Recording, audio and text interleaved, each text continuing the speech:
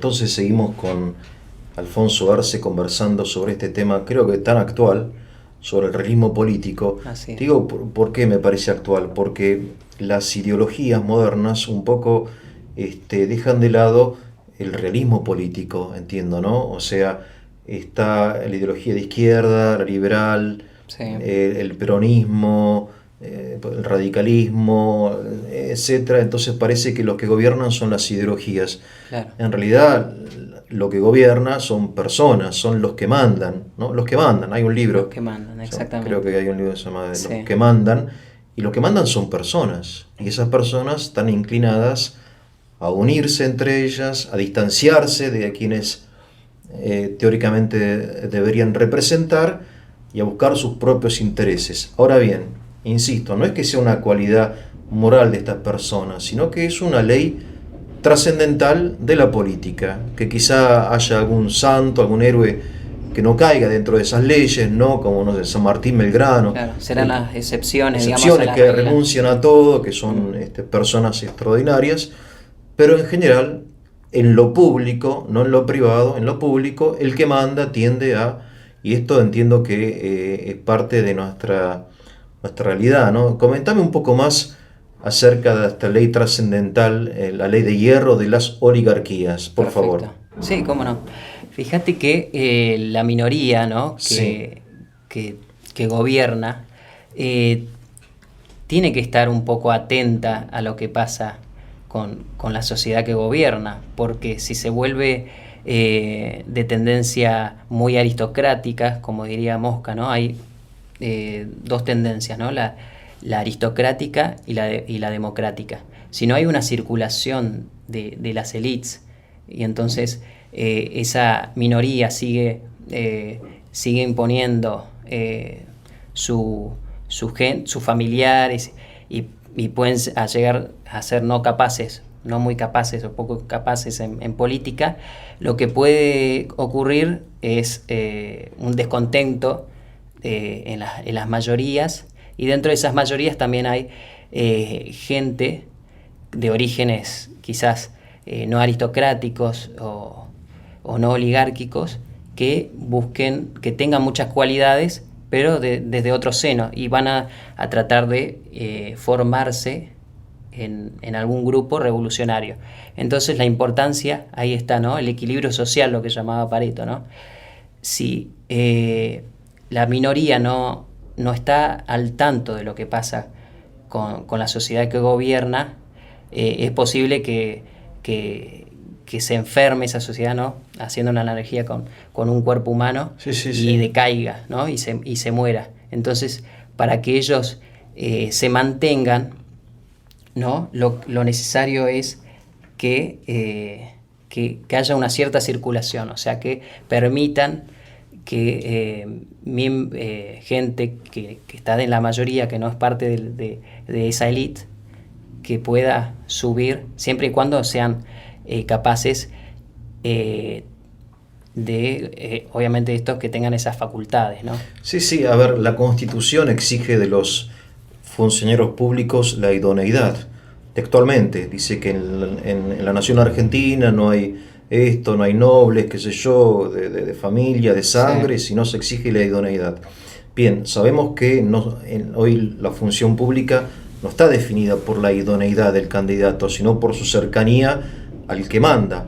Ahora, como decís, como bien de Maquiavelo, si pones todos tipos incapaces, tampoco podés gobernar. Entonces tenés que poner así un es. capaz, después un primo, otro capaz, un hijo, Claro, un idóneo, después a tu tío, ¿no? Claro, pero eso es un mecanismo oligárquico propiamente, ¿verdad? O sea, la minoría para conservarse debe sacrificar algo de sí misma. tiene que sacrificar algo. Por eso vuelvo a Mosca. Él hablaba de principios, ¿no? Del principio autocrático que vos decís, A ver, no tener el mecanismo de elección democrática, ¿no? bien, Que se puede elegir a dedo o por la fórmula política, lo que él dice, de lo hereditario, ¿no? Entonces, tiene que haber una mezcla, él dice, entre esa tendencia y la tendencia liberal, podríamos llamar democrática, ¿no? Tiene que haber una tendencia donde o ciertos sectores del gobierno, ¿no? Que accedan de forma democrática. Hoy más en día, ¿no? Que en el hombre posmoderno, el hombre contemporáneo, tiene como valor intrínseco, ¿no? Que la democracia es un gobierno superior a los otros, ¿no? Y entonces allí vemos que hay un contraste, ¿no? Entre la ley, ¿no? De la oligarquía y lo que la idea o el ideal de lo que quiere el hombre posmoderno, el hombre contemporáneo, que es muy parecido a lo que quiere también el hombre moderno. O sea, todo régimen, incluso el democrático, tiende a la oligarquía. Así es. Por razón de esta ley de hierro, que es una formulación, pero es una inducción, entiendo, a partir de historia. Claro. Robert Mitchell tiene varios libros, Los partidos políticos, creo que Claro. es uno, ¿no? Sí, sí. Donde él habla de estas cosas. Y entonces lo que la democracia teóricamente es una forma, un mecanismo de control del poder, entiendo yo. O sea, teniendo en cuenta que el poder tiende al abuso, a ser oligárquico, a buscar sus propios intereses, la democracia supone cierto control de ese poder mediante la división de poderes, entiendo, ¿no? Republicana, Claro. los comicios, en fin, el mecanismo de mutuo control. Pero lo que se ve que al menos en la Argentina todo eso también lo saltan, en definitiva. El poder es más, o sea, pasa por arriba de todas esas cosas, me da la impresión, ¿no? Bueno, es complicado. Yo también ahí añadiría otra variable, que es la poca institucionalización que hay en algunos países, especialmente el nuestro, ¿no? Sí. Porque a veces se dice que no se puede crecer y todo eso. Yo creo que está relacionado con el tema de la falta de institucionalización. ¿Vos pensás eso?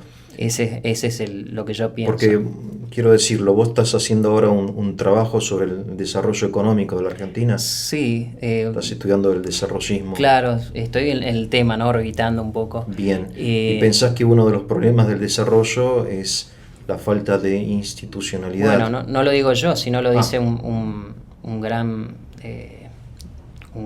politólogo, sí, que fue Samuel Huntington, que escribió, por ejemplo, la tercera ola, y él habló mucho del pasaje, ¿no? de los regímenes no democráticos a ser democráticos, ¿no? A finales de los 70. Pero en un trabajo anterior él habla de que, en definitiva, un sistema político estable, si nosotros queremos tener un sistema político estable, no es tan importante la forma de gobierno. Puede ser un socialista, puede ser democracia liberal, todo eso. Pero lo más importante que él ve es que el grado de gobierno, que esto se da con el nivel de institucionalización, que él ve que lo más importante es que la élite dirigente tenga una cierta coherencia en unos valores. Sí. Por ejemplo, en el caso de la ex Unión Soviética, tenían una cierta coherencia, ¿no? Sí. No había dos modelos de país en disputa. Sí, sí. Y eso fue, él dice, ¿no? Fue un gran crecimiento, digamos, aportó gran crecimiento económico sin necesidad de tener democracia.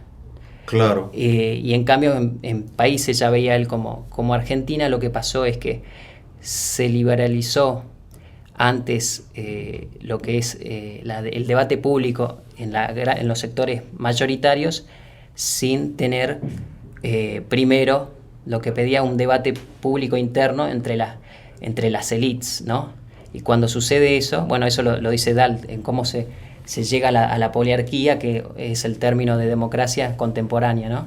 ¿Cómo poliarquía. se llega? Poliarquía, claro. ¿Qué significa poliarquía? Poliarquía, bueno, es la democracia en estos días, porque si hablamos de democracia, en realidad es un fenómeno que existió en un tiempo determinado. Bien. Y y en lugar determinado, como fue la antigua Grecia. O sea, para resumir un poco el pensamiento de que para mí es muy novedoso, es que el desarrollo está ligado directamente a la institucionalidad del país, al grado de respeto de las instituciones. Exactamente. Más allá de cuáles sean las instituciones. Digamos, vos mencionás el ejemplo realmente radical, un poco extremo de la Unión Soviética, claro, que era una economía colectivista, etcétera. Sí. Es verdad, no había respeto por los derechos humanos. Obviamente, durante unos años, la Unión Soviética llegó a ser una gran potencia. Una gran potencia. Durante pocos años, quizá porque hubo este orden interno, ¿no? Claro, hubo una coherencia, como dice, una coherencia de valores. De valores. De valores. Y en cambio lo que pasó en Argentina, vemos que cuando se acaba esa matriz estadocéntrica, digamos, a finales de los 70, ¿no? Sí. Que vemos...